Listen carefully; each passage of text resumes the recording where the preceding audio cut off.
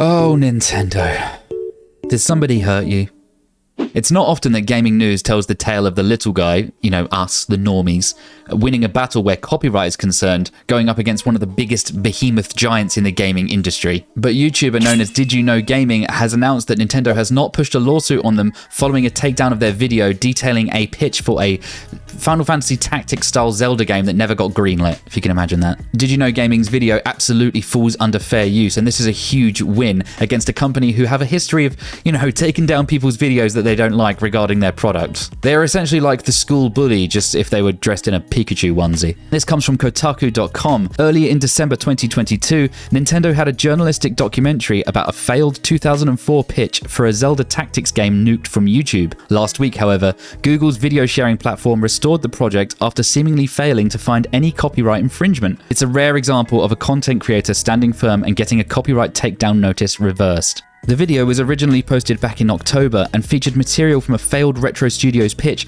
to make a Legend of Zelda Tactics spin-off for the Nintendo DS called Heroes of Hyrule. The video pored over design goals and delved into why the studio best known for Metroid Prime was interested in making it in the first place, all based on an interview with the former developer behind the pitch. So already it's not like DYKGaming hacked into a secret Nintendo database and saw this pitch and stole it, like breaking into a museum and then running away from the guards with a priceless heirloom. It's literally just reporting what one of the Retro Studios guys said in an interview. And the worst part is, it's a really good video as well. There's a ton of detail in it, but clearly a lot of care went into making it. There's original artwork and everything. DYKGaming wasn't under any kind of NDA, and so he hasn't breached any kind of binding contract whatsoever. So he stood his ground, and good on him for countering the claim. It's a pretty scary endeavor to put a threat of legal action foot down and say, no, this is fair use and I will not allow you to take down my work. And this wasn't a hoax copyright claim either. It was confirmed to be filed by Nintendo from YouTube themselves.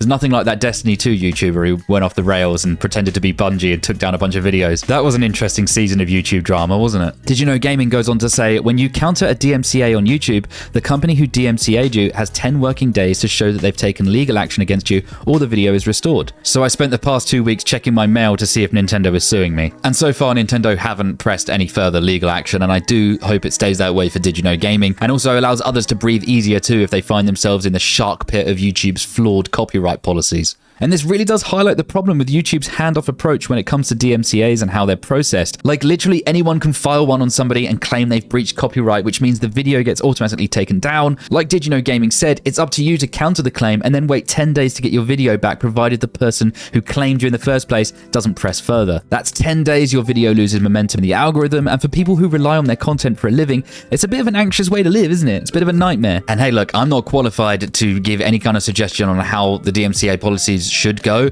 but you know, if YouTube did put more of a hands-on approach to it, we all know they like to play favorites with channels, so that would likely be met with scrutiny. People can smell BS from a mile away.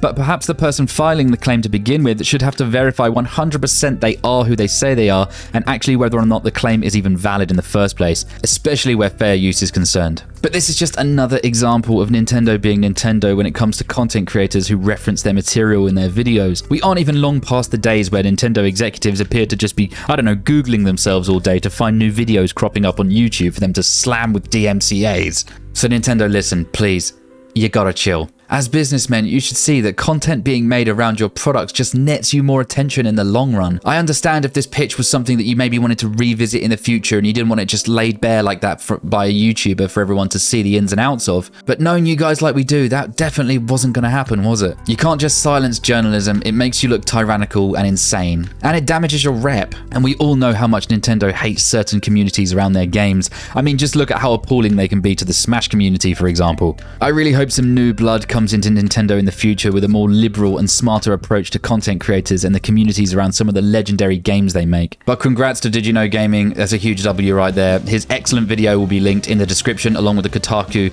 article if you wanted a full read of that. Now I have to go and continue being a new puppy dad. We've got a 9-week-old Shiba Inu downstairs that needs constant round-the-clock attention. So happy new year everybody, and don't forget to like and subscribe, and I'll see ya when I'm looking at ya.